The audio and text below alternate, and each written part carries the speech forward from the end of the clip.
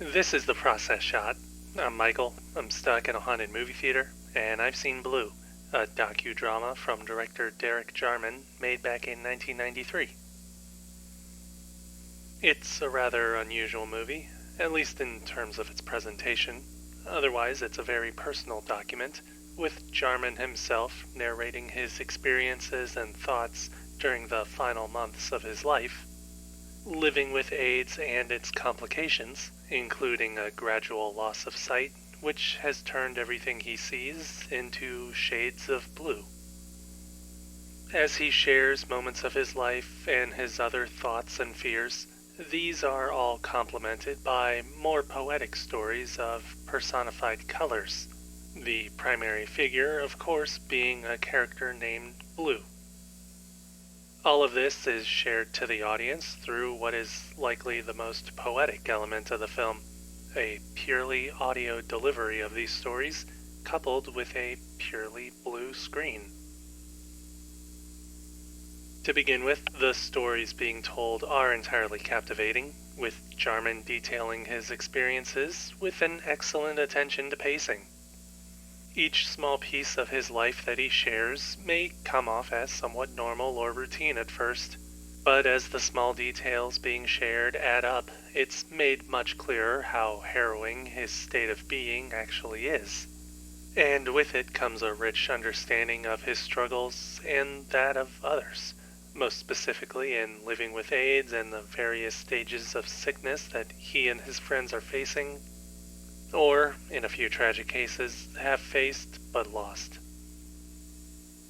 The lack of visual information in these stories may feel a bit unusual at first, but it's not hard to sit and picture what's being discussed within your own mind, which I imagine was part of the director's intention when designing the film in this way. We are quite literally put into his point of view, being made to experience the world as he does, to the point that the blue light and shades that he sees becomes all that we can see ourselves, with the film itself effectively washing over you and taking you in.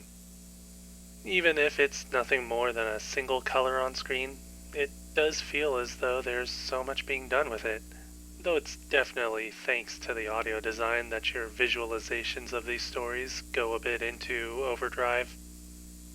Each of the stories are given an appropriate and immersive soundtrack that draws you into these worlds further and further, with a few other cues here and there as scene transitions, ultimately adding to both the chaotic world that Jarman must survive, as well as smaller, more comforting scenes that allow him some reprieve.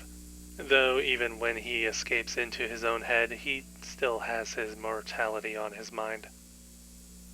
Overall, I may not actually have much to say about the film because of its simple production design, which leans more into being an art installation than an art house film, but there's still more than enough to actually take away from it once it's done.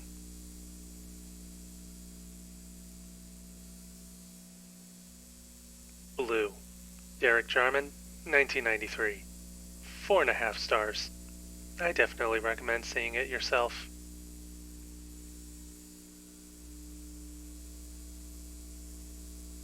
That's it for this review. If you liked it, leave a like. If you have something to add, leave a comment. Subscribe to the channel for more reviews. This is definitely a movie you'd want to see on the big screen. Anything smaller and it wouldn't be the same. I think most movies would benefit from being on literally big screens, even the weird ones.